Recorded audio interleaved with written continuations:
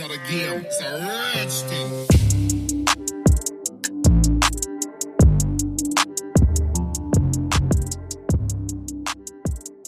All right. Hello, everybody, and welcome back to the Fantasy Bros podcast. We're back. It's a new season. We're bigger, better, sexier, uncut. I'm pretty sure my penis grew a little bit.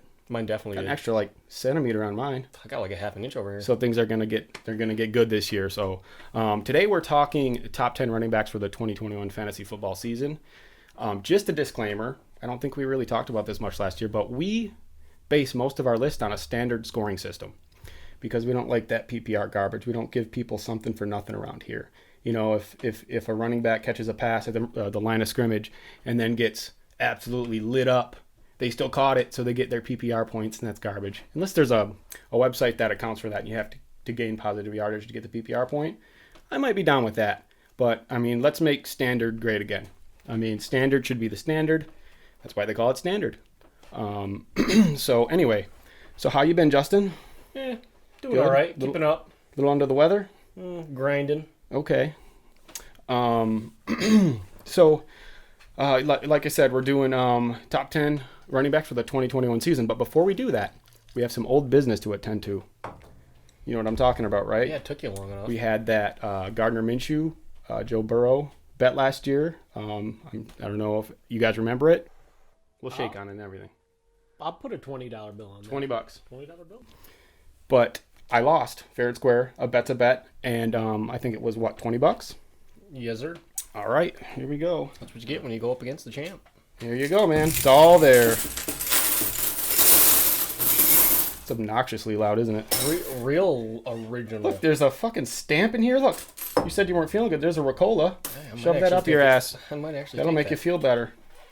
Old sticky Ricola. It all spends the same. You think you're pretty slick, don't you? Well, I'm pretty sure it's all there. I might have grabbed some change What am I supposed to do? to buy coffee or something. What am I doing right now? I don't even know. I don't know. Well, we'll clean your list off for you. Your fucking list here.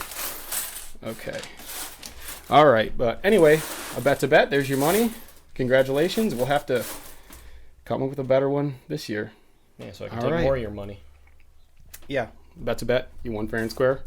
To be fair, they bring Minshew back in after the Burrow injury. He plays one game. I come within 17, 18 points, and then the last two games of the season, Right. they just decide not to play Minshew. I had you. Man, had to. that bet, it teetered. Yeah, well, they were both injured. You know, it was like the injury played a big role in that. So it's just the way it went down. Congratulations. Fuck you. You're a little bitch. Yeah.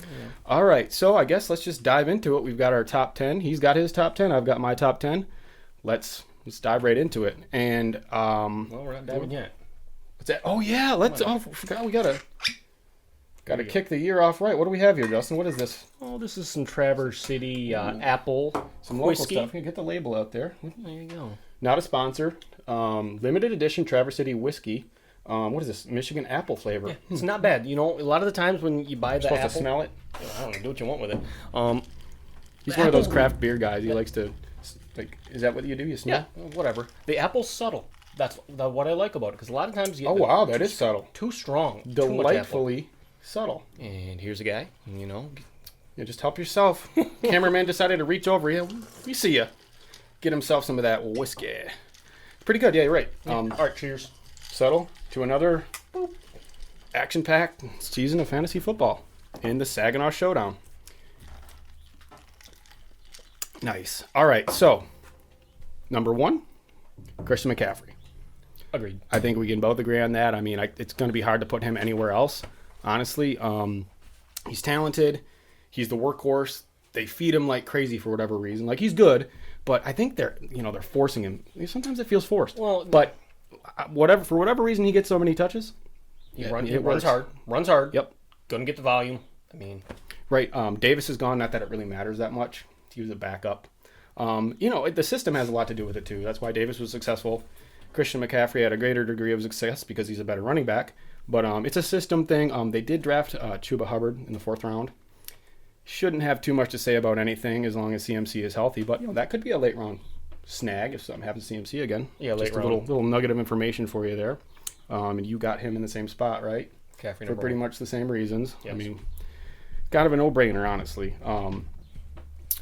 I didn't have him that high last year because it's like what goes up must come down sort of a thing for me. I kind of try to, play the odds on that if I can. But this year, I think he bounces back from that injury and goes absolutely bonkers like we know CMC can. All right, moving on to number 2, I have Derrick Henry. The dude is a beast. Everybody knows it. He's probably not going to go 2,000 again, let's face it. But I still think he has a floor of 1,300-ish rushing yards. And, it could be more because he only got a longer season. We have to count for that. I think he's good for 15. 15 has a floor? That's a pretty high floor. That'd be nuts. That's a lot for any running back. But no, Julio's in town. They're going to have to count for him. You would assume they'd see maybe a little less stacked boxes, right? Yes. He might see a reduction in touches, but maybe a bump in efficiency. He's really safe.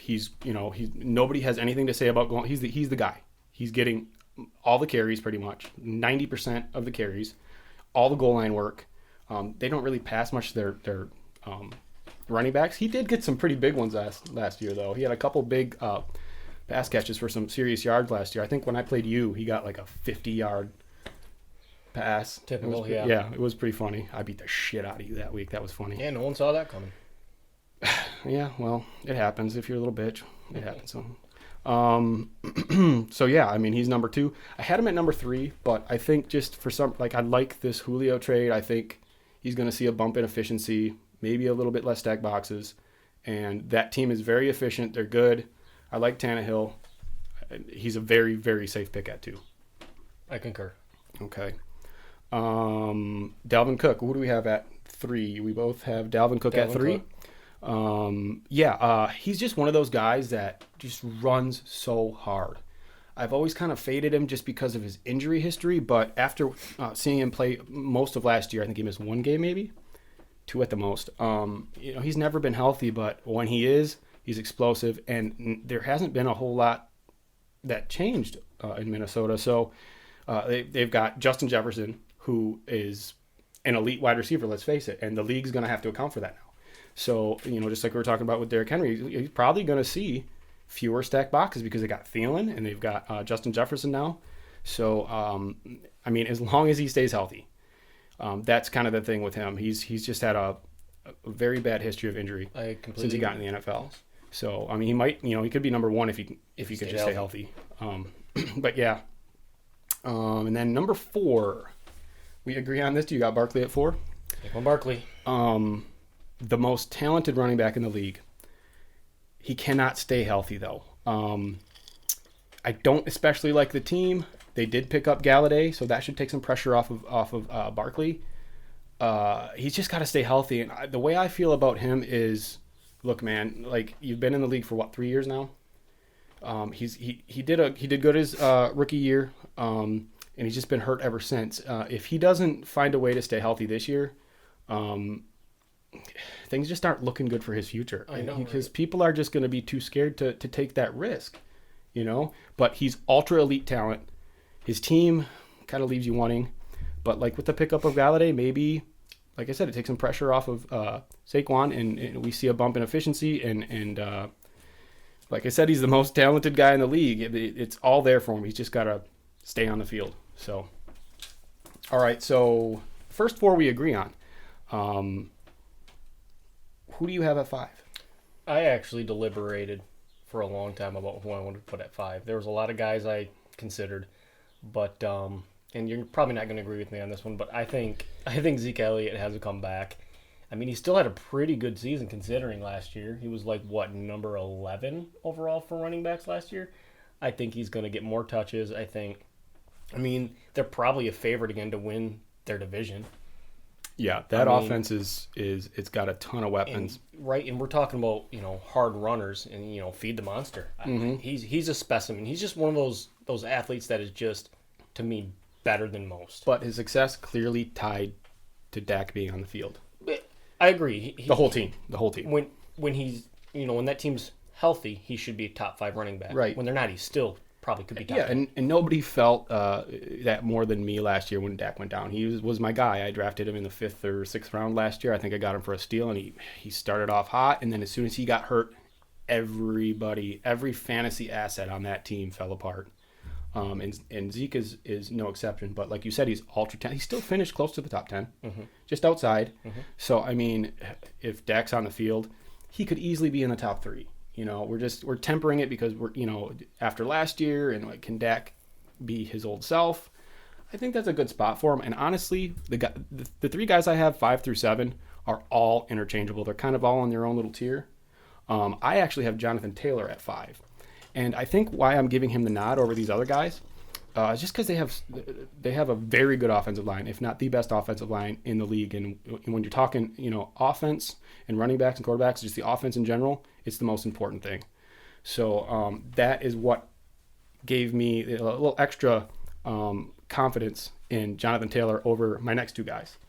Yeah. I think Carson Wentz is going to be okay there too. He could be a sneaky pick in late rounds too if you're looking for a late round quarterback, but this is a running back list. So, all right, and moving on to number 6, I have Alvin Kamara, and he's just another one of those guys that runs so hard every time he touches the ball, whether he's catching a pass or rushing the ball. He is just a beast every time he touches it. He just runs so goddamn hard, and I love it. The big question with him is, who's his quarterback? With Drew Brees there, I have full confidence he's a top 5 guy, without a doubt. But without him, there's just this nagging, you know, question mark that I can't seem to just get out of the back of my head. You know what I mean? I don't feel warm and fuzzy putting him in the top 5. I still like him though. I still like him for number 6. Okay. Yeah.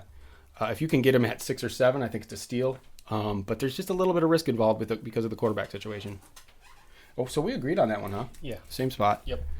Okay, and then I have Zeke at 7, but like I said before, 5 through 7, they're all kind of in that tier together. You could make an argument for any of them from 5 through 7. If you want to put Zeke at 5, Zeke at 6, whatever, Kamara at 5. I wouldn't really care. This is just the order I decided to put them in. So, like you said, it's all tied to Dak. They have so many weapons. If Dak is on the field, Zeke should finish close to the top 5. Yes. I mean, 100%. There's no reason he shouldn't. It's just that uncertainty with Dak with what happened last year makes me nervous. So I have him at 7, but he could easily be a little bit higher. So now we're moving on to number 8. This could be a little controversial because there's a lot of Nick Chubb truthers out there. I have Nick Chubb at 8, and it's because he's splitting carries with Kareem Hunt. We're talking about 2 running backs who are very close in talent. I think Nick Chubb is probably a little bit better. He's usually the goal line guy. That's what really gives him the edge over Kareem Hunt. I think Kareem Hunt actually finished ahead of him last season, if I'm not mistaken. But they were like kind of neck and neck. They were right there, yeah. They're both kind of like outside the top 10, right there at the border of the top 10.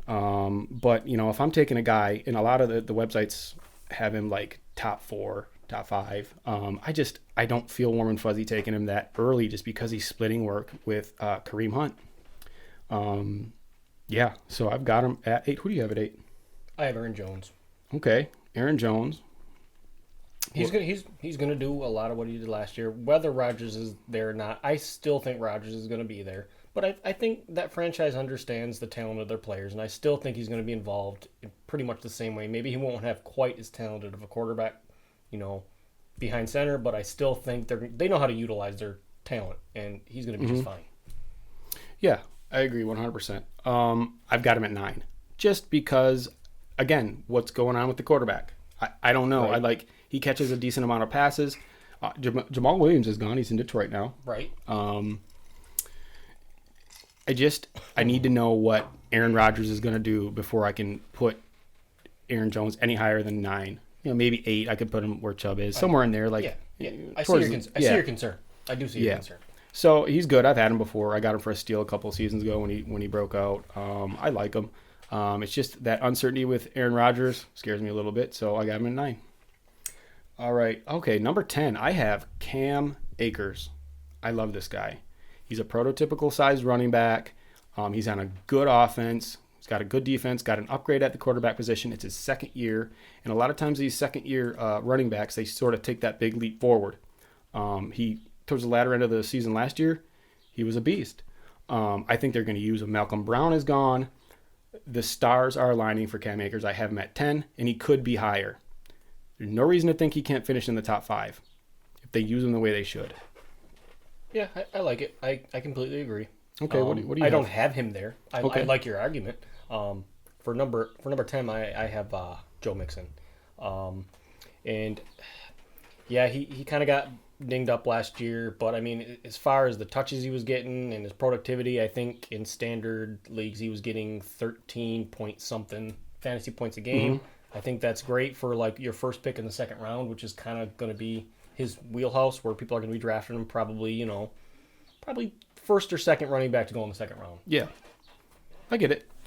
Okay, I mean, see the thing about him, he's not like a real sexy pick. He's not like, he's not one of those guys people talk a whole lot about, but he's like, in my opinion, like a very safe RB2 with RB1 upside. I mean, he's been in the league for a while. He hasn't really dazzled us too much. But I think with Giovanni Bernard gone, a good quarterback, he's got some T. Higgins, he's got some weapons. They're the ones that drafted Jamar Chase, right? I believe so. Yeah, I mean, I think if there was ever a time for Joe Mixon to rush for 1,400 yards, this would be the season. It's got to happen. I like that. I think, like I said, this is his time to shine. And I hope you're right, but I think Cam Akers is just a little more deserving of being in the top 10 than Joe Mixon. So, yeah, I think that does it for the top 10. Is there anything you wanted to add? Not a whole hell of a lot. There's a couple honorable mentions in here that, sneaky ones that I considered doing just to mix it up. Your Pittsburgh running back situation. A lot of people are going to be riding that Najee Harris dick, and a lot of people are probably saying to themselves, well, where's Najee Harris? He's a rookie. Take it easy. Don't make the same mistake people made last year with Elair, okay? He's in a good situation, yes. He's a big running back, yes. He's on a team that likes to run the ball, and they know how to scheme around the running back. I get all that, but at the end of the day, he's a rookie. Mm-hmm. Okay? Temper your expectations. Play it safe. I might even take Mixon over him. I would definitely take Cam Akers over him. He's between 10 and 15 somewhere. Yeah, they're more proven backs. Right. I mean, safe. But like Pittsburgh, let me tell you what, man. Yeah. Things happen in Pittsburgh. I get it.